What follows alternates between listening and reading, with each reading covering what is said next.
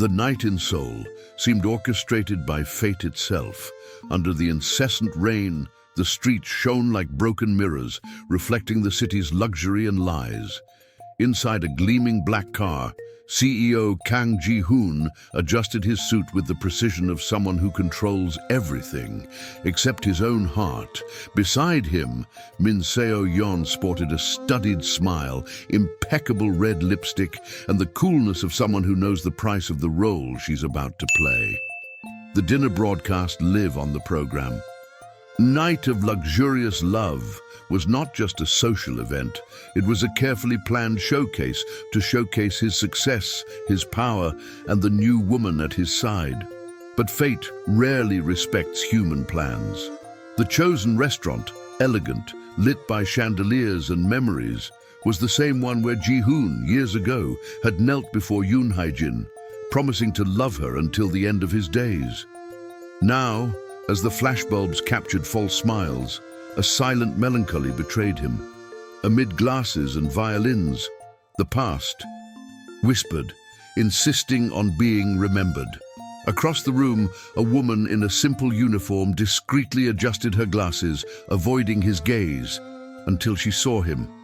The shock took her breath away, not because she still loved him, but because she finally understood what fate had in store.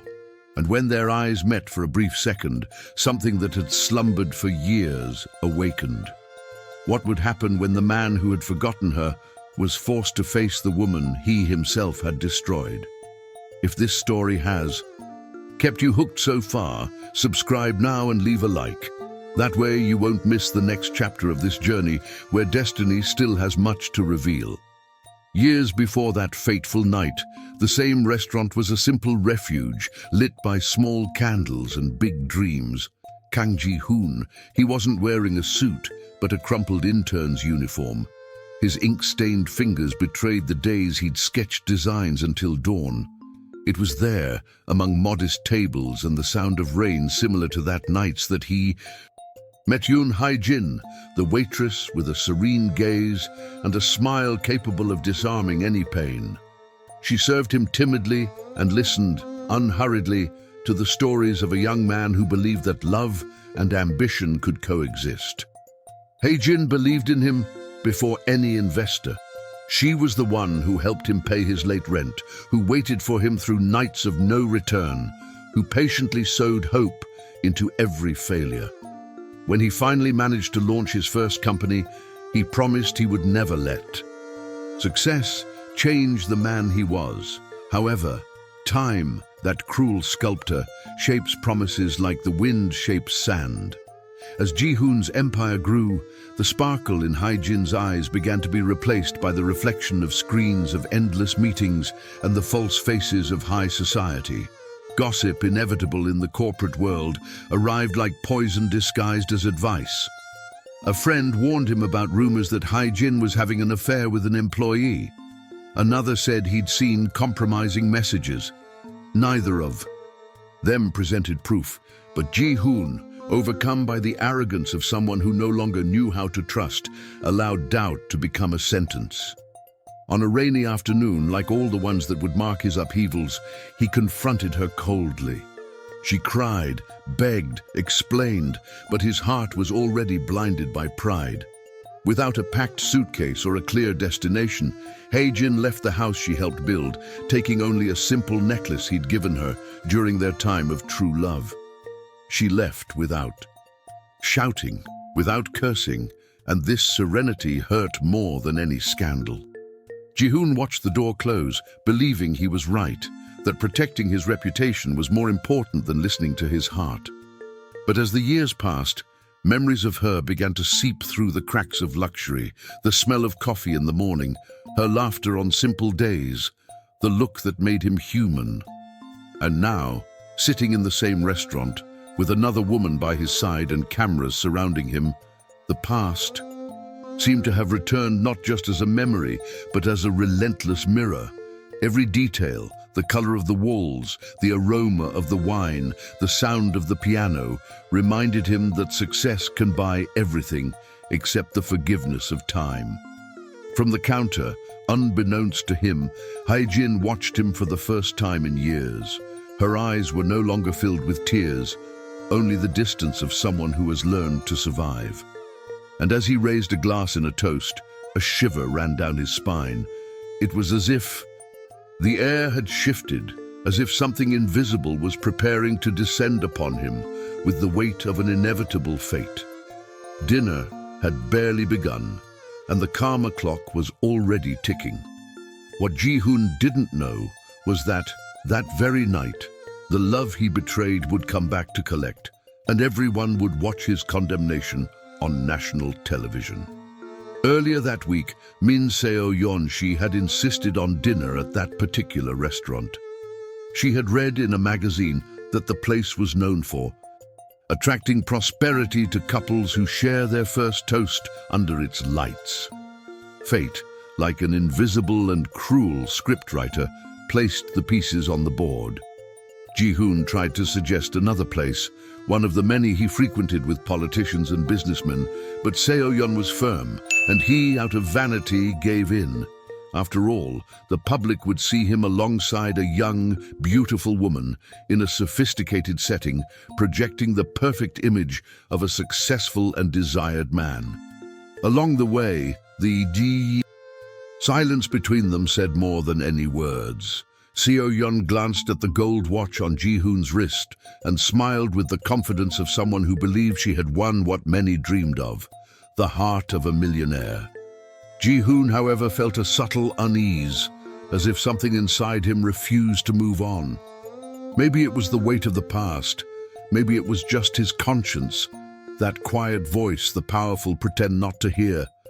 But for a man who spent his life believing that success was the only path to redemption, ignoring the signs had become a dangerous habit. Upon arrival, the maître d' greeted them reverently.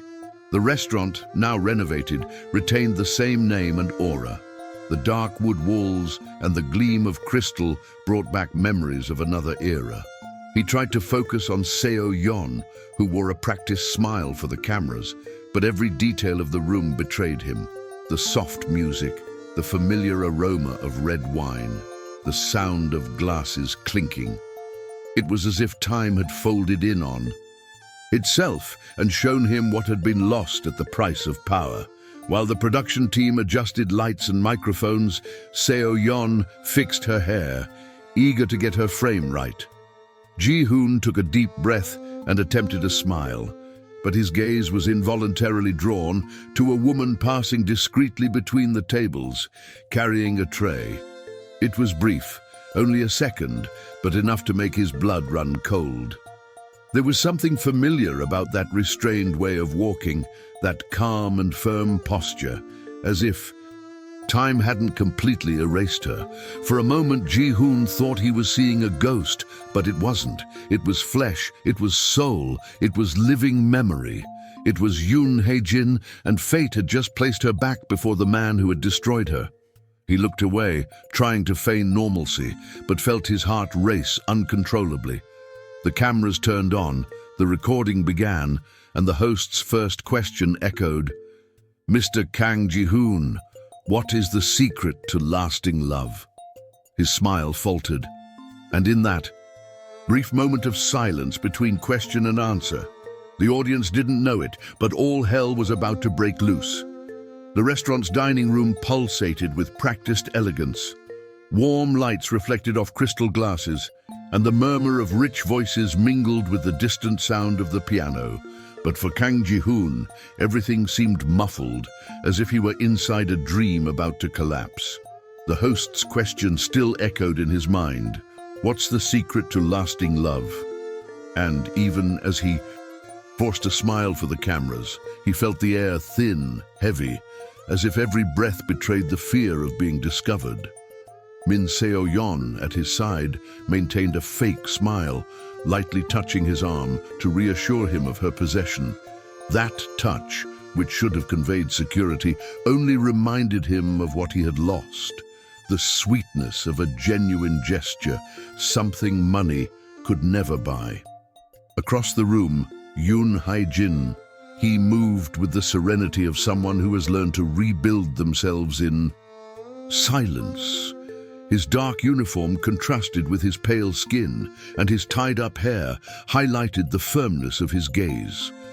She hadn't expected to find him there, not on that shift, not on that night when she just wanted to finish work and go home. But seeing him smiling in front of the cameras, time seemed to slow down, and the scars she'd thought healed began to throb again like freshly opened wounds. Was there anger? Perhaps. Pain? Definitely. But above all, there was the strange tranquility of someone who knows that fate, sooner or later, exacts its toll. Ji-hoon tried to pretend he didn't recognize her. He avoided her gaze, diverting it to the menu, to his glass, to anything that would spare him from that invisible confrontation. But his body betrayed him. His hands sweated, his tone wavered, and his eyes, restless, sought Hae-jin even as they tried to deny it. The cameras continued rolling, capturing smiles, gestures, frames, and in each of them there was a tension no one could explain. Seo-yeon noticed something. Her feminine instinct, that silent radar, made her notice the way the CEO was looking at the waitress. Too small to be noticed, big enough to ignite a spark of jealousy. She feigned casualness, but her gaze was already different. No longer one of admiration, but of suspicion. Meanwhile, Hae-jin took a deep breath, controlling her racing heart. Her uniform didn't protect her from the avalanche of memories that were flooding back. The marriage proposal, the touch of hands, the promises that time had taken away. Still, she didn't run away. She remained firm, professional, like someone who understands that true power lies in not being shaken by those who destroyed her. At one point, their eyes met. It was quick, but devastating.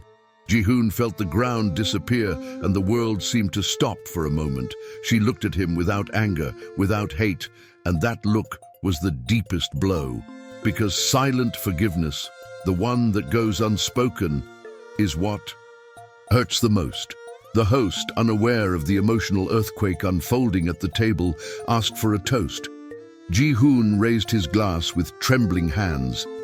Hae-jin, in the background, was serving another table, but her reflection appeared in the crystal of the glass. He tried to look away, but her image insisted on remaining, and it was at that moment that he understood, albeit silently, that some people don't come back to apologize. They come back to watch fate do the work that time has postponed. The dinner continued, the cameras rolled, the audience smiled. But no one knew that night the stage of love would become the court of regret, and the judge was already present, watching every invisible gesture. The lights reflected on the glasses, and the soft sound of the piano seemed to compose a perfect soundtrack for a spectacle of appearances. Everything around exuded harmony, but within Kang Ji-hoon, a silent chaos began to form. The program, Night of Luxurious Loves, he continued to convey every detail of that dinner that initially was supposed to solidify his image as a fulfilled, powerful and happy man. However, every smile he forced in front of the cameras made him feel further away from his true self. Min Seo-yeon beside her radiated artificial confidence, with the calculated laugh of someone who believes love is a matter of aesthetics and status. She looked at him as if she possessed him, unaware that behind that haughty expression, the man she displayed as a trophy was slowly being corroded by a memory that was never buried. Yoon Hae-jin walked through the room with the silent grace of someone who's learned to move through wounds and scars. Her black uniform molded her firm posture, and her eyes, though serene, carried a force that dominated the air. Every time she passed by, Ji-hoon felt his body react, his heart race, the past crash against the present, like waves against a cliff. He tried to keep his gaze on the plate, the glass, in any direction that wouldn't lead to her, but the memory came anyway. The touch of her voice calling his name, the sound of her laughter he traded for the solitude of success. The cameras curious as divine eyes, were unforgiving. The scene director, attentive to detail, noticed Ji-hoon's evasive gaze and ordered the focus closer. The CEO's image filled the screen, and millions of viewers watched, unable to understand the reason for that distant expression, the slight tremor in the hand holding the glass, the rigidity in the jaw of someone trying to maintain composure and failing. The audience grew by the minute, as if the audience instinctively sensed something was about to happen. Seo Yeon, uneasy, placed her hand over his, as if to remind him of his role. She whispered through her teeth, her smile still turned to the camera. "What's wrong with you today? You're strange," Ji-hoon replied quietly, trying to sound natural. "It's the heat from the lights, that's all." But the words rang hollow, like a poorly sewn disguise.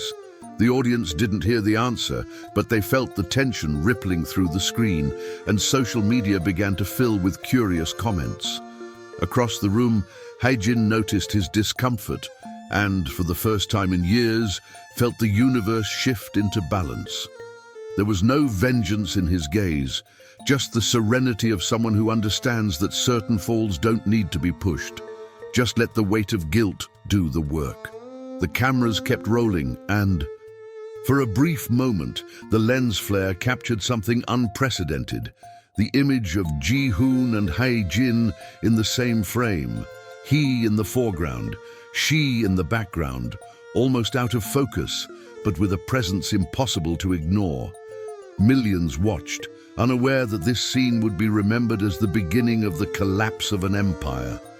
And while the audience applauded, smiling at a carefully constructed illusion, fate patiently waited for the right moment to pull off the mask and show, live, the true face of someone who thought he could deceive love and come out unscathed. The air felt thicker, as if each breath were heavy. The restaurant's once welcoming lights now seemed to reflect an uncomfortable truth no one wanted to see. Kang Ji-hoon could feel sweat trickling down the back of my neck, hidden beneath the collar of my suit. I tried to control my posture and my words, but every time his gaze met, even briefly, the figure of Yoon Hae-jin, it was as if time stopped for an instant.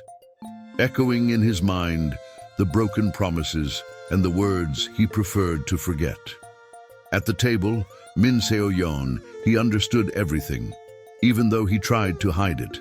Women, after all, sense the silence that betrays what a man denies. And the more Ji-hoon tried to focus on the interview, the more evident the discomfort that betrayed him in front of the cameras became. The host, oblivious to the underlying tension, asked trivial questions about careers and relationships while the audience watched. From a distance, as appearances began to crumble, Seo Yeon, smiling with her lips and clenching her jaw, noticed the almost involuntary way his gaze shifted whenever Hae-jin approached another table. Deep inside her, a flame of irritation began to ignite, the poisonous mixture of wounded vanity and growing jealousy. She bided her time, waited until the cameras turned to her, and then, in a sweet, measured voice, asked the question no one expected to hear. "Honey, why are you so nervous? Do you happen to know anyone here?" The hall fell silent. It was a second of pause, the kind of silence that precedes thunder. Ji-hoon swallowed hard, trying to maintain his composure, but the hesitation in his voice was enough to draw everyone's attention. "Of course not," he replied with a soulless laugh, "just tiredness." But his nerves gave him away. The audience at home noticed his drop in tone. Social media began to react, and the broadcast chat filled with comments. "The CEO seems too tense. Who is that employee he can't stop looking at? Is there a triangle there?" The director, sensing an audience opportunity, ordered one of the cameras to pan across the room. The frame captured Hae-jin in the background, walking toward the couple's table with a bottle of wine. The contrast was almost poetic, she in soft tones, with a calm and confident expression, and he, in the spotlight, swallowing his own fear. No one backstage knew who the woman was, but everyone instinctively sensed that something important was about to happen. As Hae-jin approached, Ji-hoon felt the world spin. The sound of glasses, voices, cameras, everything disappeared. Only her footsteps and the echo of her own heart remained. She set the bottle down on the table without hesitation and asked in a neutral voice, "Would you like more wine, Mr. Kang?" The name, spoken like that in front of everyone, with the cutting formality of someone who had once loved him, sounded like a sentence. Ji-hoon's eyes widened, and Seo-yeon, uncomprehending, turned to the waitress, intrigued. The look between the two women lasted less than 5 seconds, but it was enough for the entire room to become complicit in a secret about to explode. Hae-jin slowly pulled away, but the impact of her presence lingered in the air, like electricity before a storm. Ji-hoon tried to breathe, but the air no longer felt like enough. He knew, somehow knew, that this reunion wouldn't end there, not under those lights, not in front of so many witnesses. And when the main camera focused on him again, capturing his pale face and empty expression, the audience realized what the words had not yet revealed. This man was not just facing a woman from the past. He was facing his own destiny about to be exposed on national television. The entire room seemed suspended in a collective breath. No sound could fill the vacuum created between the gaze of Kang Ji-hoon and the calm voice of Yoon Hae-jin, which still echoed in his mind like an indelible memory. The simple fact that she had spoken his name on camera with that almost sacred serenity split time in two, before and after. Min Seo-yeon, not quite understanding the reason for the tension, stared at the man in front of him with eyes that wavered between disbelief and fear. The audience at home, captivated by the magnetism of that scene, felt the energy shift without knowing why. It was as if something about to happen hung in the air, invisible, inevitable. The host, trying to keep the show's tone light, laughed nervously, commenting on the efficiency and friendliness of the restaurant staff. But the attempt to calm the mood only heightened the awkwardness. Ji-hoon tried to regain control of the situation, talking about work, achievements, the future, but his voice was choked, faltering between pauses, as if each word needed to penetrate a wall of memories suffocating him. The cameras captured everything. The sweat on his forehead, the fleeting glances, the restless hands on the table. And then something happened. One of the side cameras, controlled by an attentive operator, framed Hae-jin serving another table in the background. The contrast was cinematic.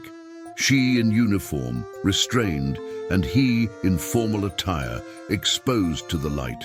Two worlds that should never intersect, now connected in a single frame, broadcast live to millions. Comments on social media exploded. Who is she?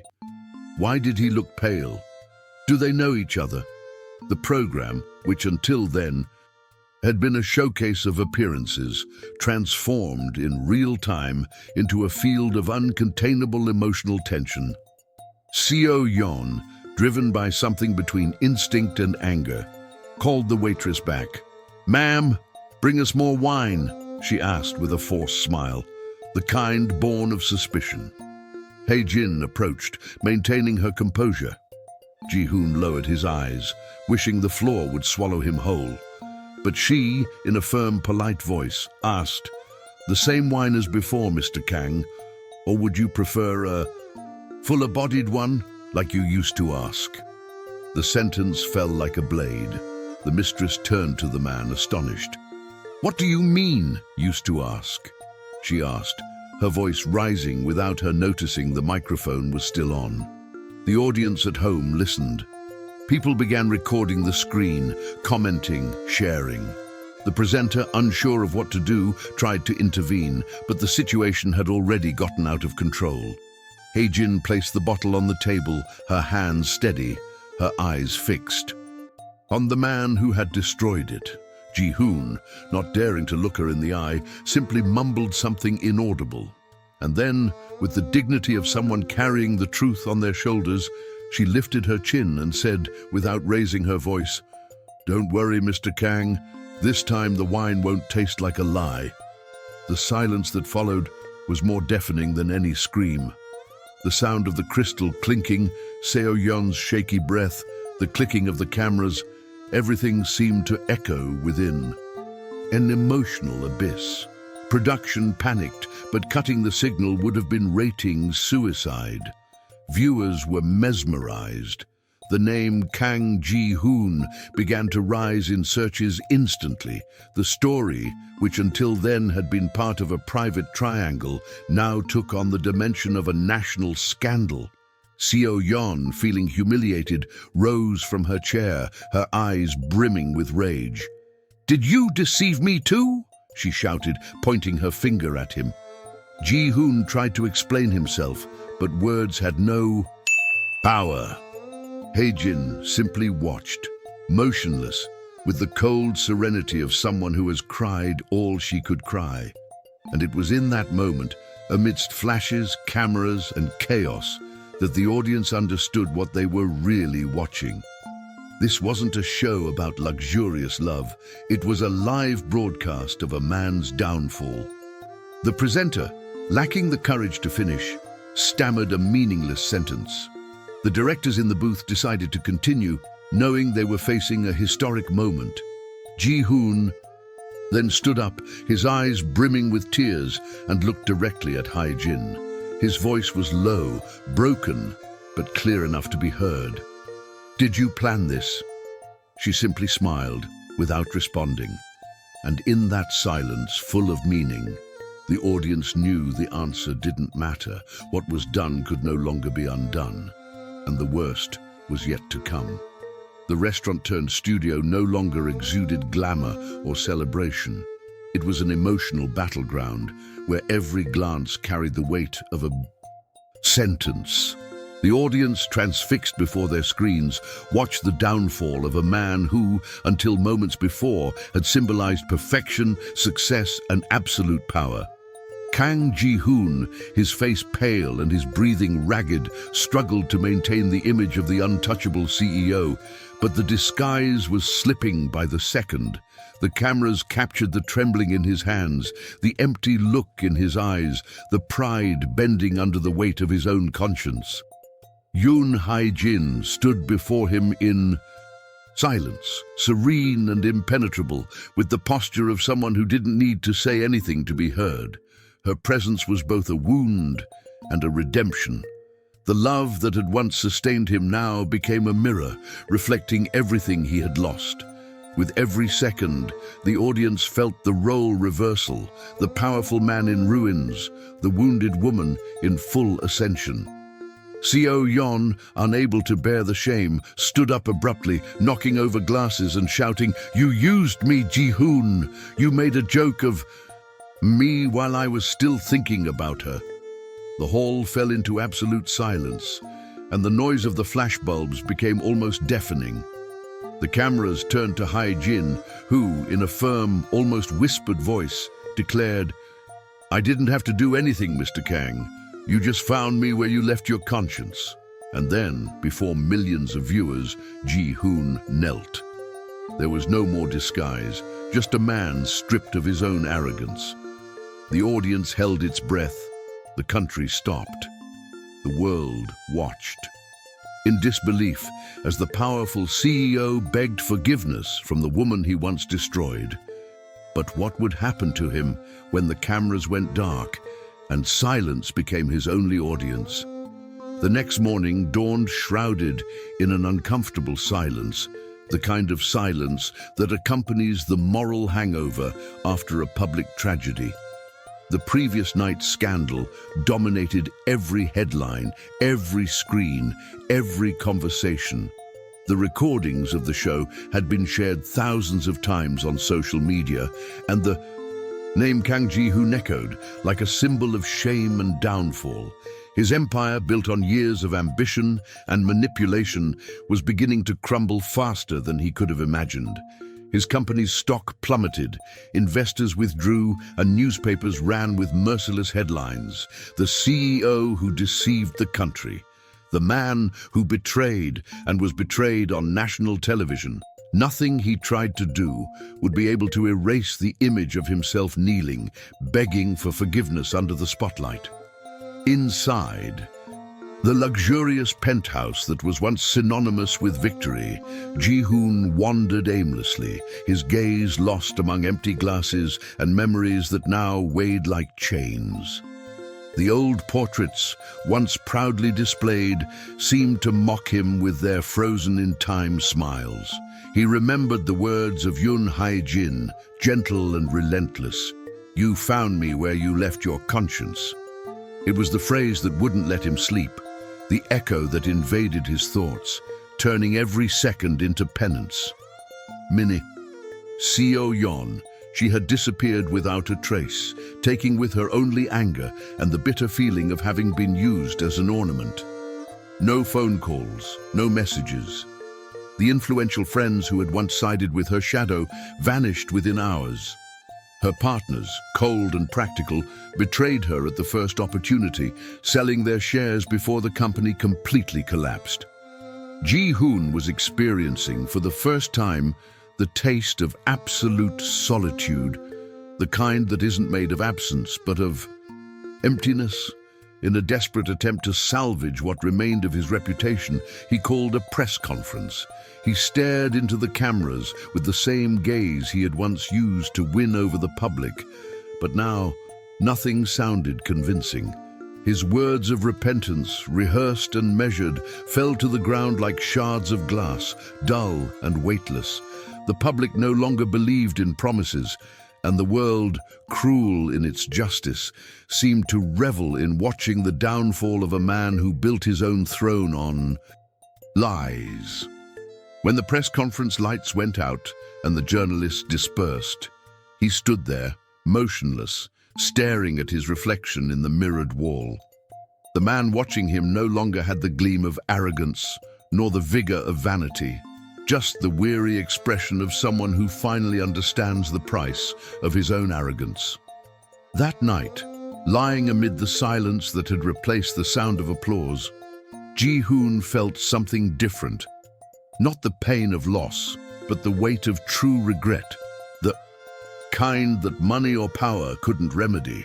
And as he closed his eyes, the image of Hae-jin waiting tables haunted him again, not as a memory, but as a judgment. The empire had crumbled, but something within him still held firm, a spark of humanity stifled by years of pride. And it would be this very spark that would lead him to the most unexpected encounter of all, when fate, once again, brought him back to the very place where it all began. As the world watched the public meltdown of Kang Ji-hoon, an opposite and silent story began to take shape in another part of the city. Yoon Hae-jin, who for years lived in the shadow of shame and rejection, now experienced the serenity of someone who no longer needed to prove anything to anyone. The program's impact had transformed her name into a symbol of dignity, and social media, always so relentless, unexpectedly became her ally, extolling her firm stance, her calm, and her lack of rancor. People saw in her something they hadn't seen in public. Figures for a long time. Truth. Reporters camped outside the restaurant where she worked, trying to extract statements, but Hae-jin never gave in to their curiosity. She simply smiled politely and replied, "There is nothing to say. The truth speaks for itself." It was this simplicity, this self-control that captivated people. The entire country saw in her a quiet strength, a kind of power that comes not from money but from integrity. Magazines began calling her the woman who taught Korea forgiveness, and her story spread like a beacon to those who had also been betrayed, humiliated, or forgotten. With the sudden surge of public attention, the restaurant became a symbol of resilience and resilience. Reservations tripled, and customers watched her with admiration, as if seeing Hae-jin in person would witness the silent victory of truth over lies. But she wasn't seduced by fame. She remained the same woman who preferred anonymity to bragging, humility to display. At night, when the doors closed and the lights went out, she still cleaned the tables with her own hands, as if understanding that true nobility lies in remaining standing even after being knocked down. Despite the recognition, there were times when the silence of dawn brought back memories. Not everything heals without leaving a mark. Sometimes, when washing a cup or lighting a candle, she could still hear the echo of Ji-hoon's voice calling her name in ancient times. And, for a brief moment, the pain of the past mingled with the peace of the present. But soon, she took a deep breath, looked to the horizon, and remembered that certain wounds are not signs of weakness, but proof of survival. Fate, however, didn't seem satisfied with simply serving justice. It still had plans, because in the twists and turns of time, there are reunions that don't ask permission to happen. And it was on an ordinary night, with clear skies and a light wind, that an unexpected request arrived at the restaurant. A reservation for just one person, no name, no contact information, just the specific request to be served by Yoon Hae-jin. Her heart raced, not out of love, but out of a silent, almost mystical premonition. She knew the story the world had applauded wasn't yet complete, because forgiveness, when it's true, always requires a final look, a farewell, a closing of the cycle. The restaurant was nearly empty when the clock struck the end of the day. The dimmed lights created a peaceful twilight, and the distant sound of the rain starting up again outside seemed to announce that something important was about to happen. Yoon Hae-jin, she was collecting the last glasses, focused, when the maitre d' approached with a cautious expression. "There's a customer asking to be served only by you," he said. She frowned, a slight unease crossing her face. "But the restaurant is already closing," she replied, and he insisted. He said he only needs a few minutes, and that he would wait as long as necessary. Hae-jin sighed, perhaps intuitively, perhaps tiredly, and nodded silently. She walked to the corner table, where a man waited alone, head bowed, hands clasped on the white tablecloth. His suit, though elegant, looked wrinkled. His face, once a symbol of confidence and power, now bore the weight of shame and time. When Kang Ji-hoon, looking up, she recognized behind the ruins the same man she had once loved. But now without the shine, without the armor, without the disguise. He was just a man before the woman whom life had transformed into its cruelest mirror. "I didn't expect to see you here," she said, with a serenity that hid her inner turmoil. Ji-hoon gave a sad smile. "I didn't expect it either, but I couldn't leave without looking you in the eyes one last time." His voice sounded different, devoid of arrogance, full of humanity. "The whole world judged me, and maybe they're right. I lived surrounded by applause, but the silence of your absence was the only sound that truly hurt me." She remained standing, watching him intently, as if searching between the lines for the truth so often denied her. "You didn't come seeking forgiveness," she said, her tone even. "You came seeking relief." He lowered his head, unshed tears welling in the corners of his eyes. "Maybe," he admitted, "but even if you don't forgive me, I needed to hear your voice one more time." Hae-jin approached, placed her hand on the table, and spoke with a calm that only time can grant.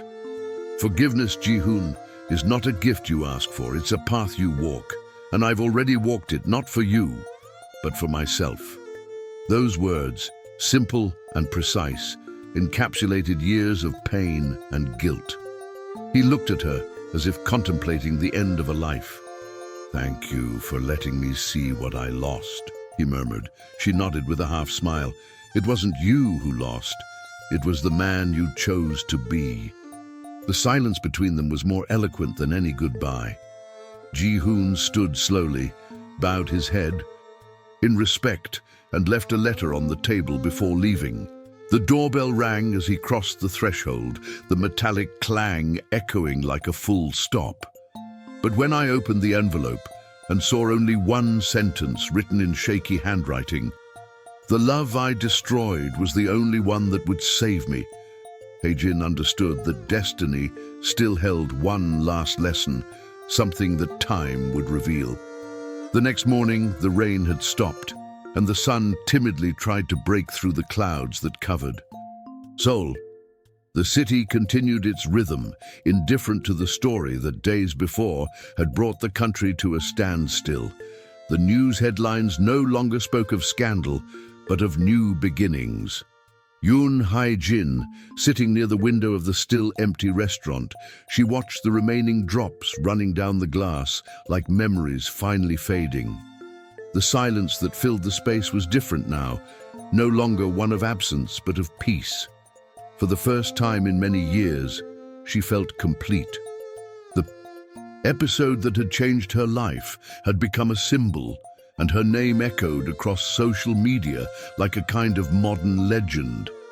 Not because of revenge, not because of scandal, but because of something rare in a world that feeds on hate, the way she reacted, without shouting, without humiliating, simply letting time do what time does best, reveal what is true.